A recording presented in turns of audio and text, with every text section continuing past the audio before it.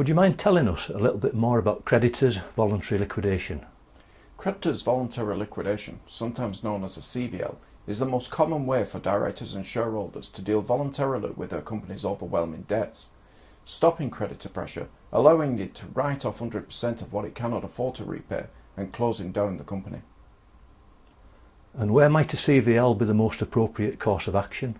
Sometimes a company is devastated by crippling debt. It falls into an insolvent state and it is not able to trade its way out of its cash flow problems. It has no money to pay its debts as and when they fall due, making the use of a business rescue tool such as administration or a company voluntary arrangement unsuitable. Sometimes businesses are just no longer viable, even if restructuring were to take place, and the directors no longer have the finances or determination needed for a rescue. And what are the advantages to closing a struggling company down in this manner? To begin with, it shows your creditors that you have done the right thing by taking professional advice and can steer you away from the implications of wrongful trading. It is also a fairly quick and cost-effective process which can be funded using company assets such as cash at bank, sale of assets, bulk debts and so on.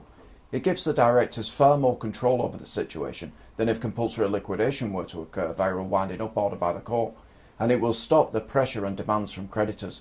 Employees will also be paid what is due to them in respect of wages, holiday pay and redundancy. Ultimately, it provides peace of mind and a fresh start free from debt. So what would the next step be for a client or anyone else considering a voluntary liquidation for their company?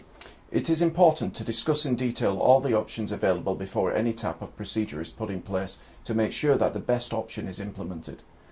I would advise consulting with a licensed insolvency practitioner. Focus Insolvency Group are here to offer free and impartial advice regarding all routes of insolvency, and we pride ourselves on the principles of best advice always given. If you feel that insolvency advice might be appropriate for either yourself or a client, I am more than happy to assist.